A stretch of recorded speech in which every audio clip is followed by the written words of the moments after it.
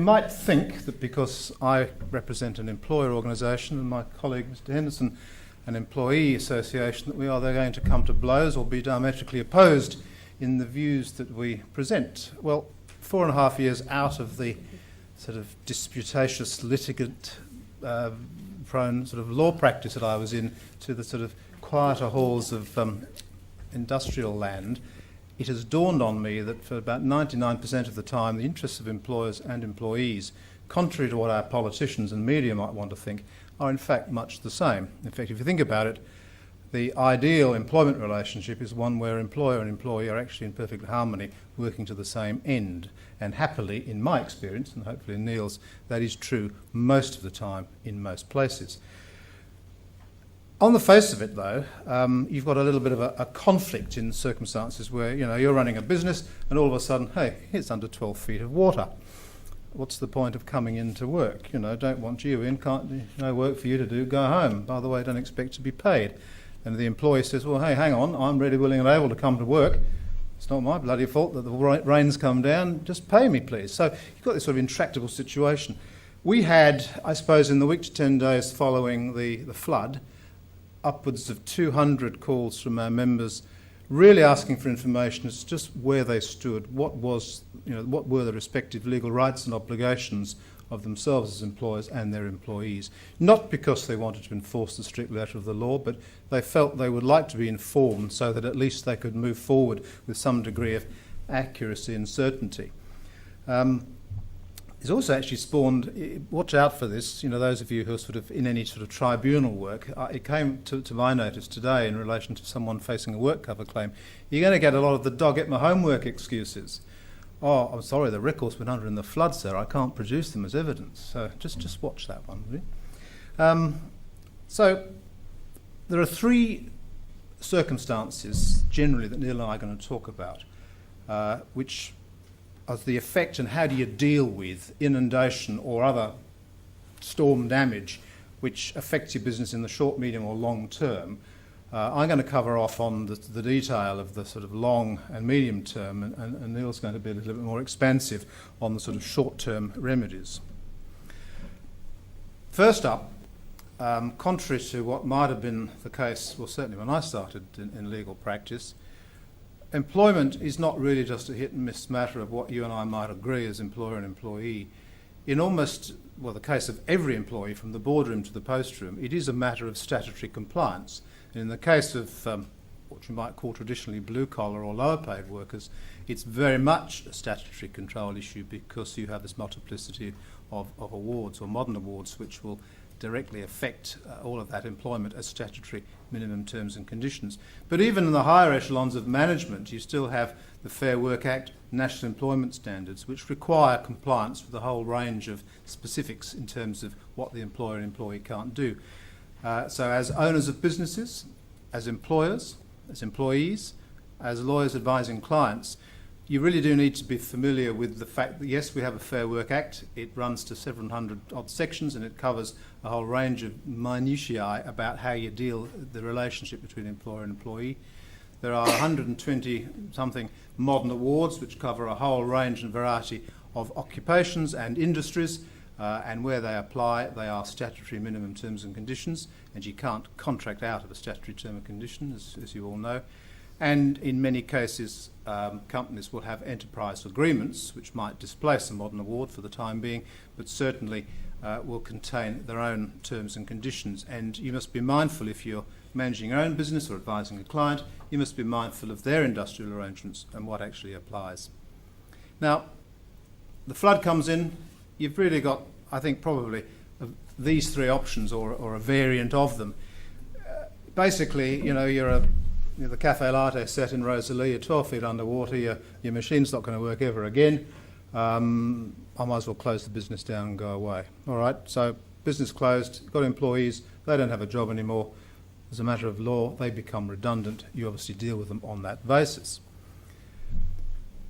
If you're operating a business out at Rocklea, and sure, you went under, but with a little bit of will and effort, and maybe 3 months of good cleaning up and a bit of sunshine, you can reclaim most of your business. Maybe in the short term, you won't be doing much trading, but in the longer term or the medium term, you get back to work. But for the short term, you don't want to pay your employees. What can you do? Well, the answer is, and we'll drill into the specifics, you may stand those employees down, at least in the short to medium term. Standing down is a term legally defined in the Fair Work Act and in some enterprise agreements, and specifically means sending employees home without paying them. No obligation to pay. We'll discuss the circumstances. And the third way is, well, things may be not so bad. We can struggle to make ends meet. We can perhaps think of a variety of ways in which we can tide ourselves over in the short term, and Neil will address some of those. There are a whole variety of issues around offering people leave and just general agreement to do something else for the time being, which will cover that situation. So I'm going to drill down and give you the specifics that you need to have in your armoury in relation to redundancy circumstances or stand-down circumstances. You would be familiar, no doubt, with the concept of redundancy. You may not be familiar, unless you've been looking at the Act recently, that the Fair Work Act has redefined redundancy for legal purposes. Generally speaking,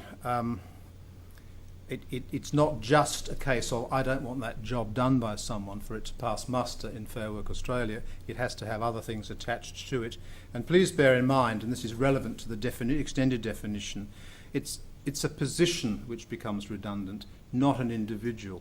An individual holding a position may find himself or herself without a position, and that may result in the consequence that they lose their job because they just can't be put elsewhere in the business. But redundancy doesn't equal termination of the individual who held the position, and that's important. So Section 3389 of the Fair Work Act does define what is a genuine redundancy for the purpose of passing muster in the Commission. Firstly, you must be able to satisfy the Commission that you no longer require that position to be performed by anyone because of changes in the operational requirements of the business. Well, going underwater and closing down plainly fills that criteria handsomely. Being sent packing by the police or emergency services probably does too. So that's strike one. But secondly, and this may of course be to a greater or lesser extent not practical or possible if that's the situation, you are required to comply with any obligation you might have in your industrial arrangements to consult with the employees before you take the decision to terminate their employment because of the redundancy. Modern awards all have a standard condition requiring consultation. Enterprise agreements made under the Fair Work Act must contain a consultation clause. Older agreements don't have to and may not. But you must therefore consult, not about the decision to make someone redundant. That's management prerogative. The consultation is about, okay, I've made my decision to make you redundant. How are we going to achieve that to cause all of us the least strife? And there might be some other issues. For example, your business in Rosalie might have been sloshed under 20 feet of water, but you've actually got something at Carina Heights and your 25 stories effectively up and your business is running. Can you transfer? Those are the sort of issues around consultation and indeed redeployment. Have you made reasonable attempts to redeploy that employee elsewhere in the business? And business for that purpose is not just that business, it's any other part of your business which you might have elsewhere in the city, the state or the country, or for that matter any related entity. And the related entity bears the same definition here as it does for the purposes of Section 50, I think it is, of the Corporations Law. So it's a wide obligation. And a failure to meet any of those requirements, whilst you might think genuinely there is a redundancy, will result in any termination which is subsequent to that becoming unfair. So you need to do that neatly. So stand down. Most of the inquiries we got, sort of 200 odd inquiries, were as to when can we stand someone down? When is it possible to do that? Now, as I say, a stand down is a circumstance where an employer sends an employee home without pay because you cannot usefully employ that person in your business. You might come to an agreement, and a lot of people did, I might say, in the first week. Certainly our own organisation did. We were concerned that we would lose power and whatever else, plus an awful lot of employees were themselves in some personal strife, so we didn't want to keep them chained to work, so we sent them home. We didn't not pay them. We said, look, go home. We'll let you know when we're opening. At this stage, probably come back Monday. If we want you early, we'll let you know. continue to pay them. And frankly, most of the members that we spoke to were perfectly happy to do that, at least in the short term, simply to maintain a good relationship and maintain that goodwill that's so necessary for the business. But just sending someone home or agreeing that they go home or whatever else is not standing them down. Standing them down is saying, go home, I have no work for you, I'm not paying you. Now, it's only going to be lawful if you effect it in accordance with Fair Work, and if you get the situation, it's 524, that's a misprint, 524 and 525, it's not that perverse. And basically, you may stand your employees down if you cannot usefully employ them, specifically number 3, a stoppage for any cause for which you cannot reasonably be held responsible, and as I say, being shooed out by the emergency services or just simply flooded out, frankly, well and truly comes within that definition. There are some exceptions. Cannot usefully be employed. My PA, her husband works at George Weston, or they have a mill in Yeronga, which has gone seriously underwater. Nobody can really work there milling flour, but he's the maintenance supervisor. He's been more than fully employed trying to fix things. So he and his team can be usefully employed. They cannot be stood down. You could usefully employ people cleaning up and doing all sorts of other things. So you can't just send people home for the sake of it.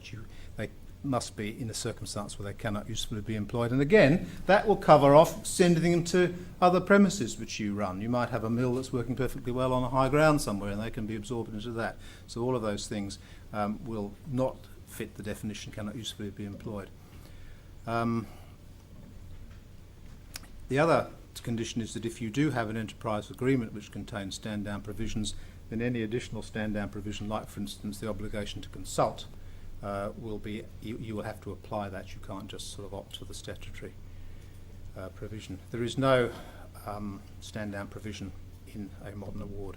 Now, I'm going to stop, and Neil's going to take you through the sort of less significant measures like arranging people to go on leave and other things. And if there are any questions at the end, then we'll both be here and we'll deal with those questions. Neil.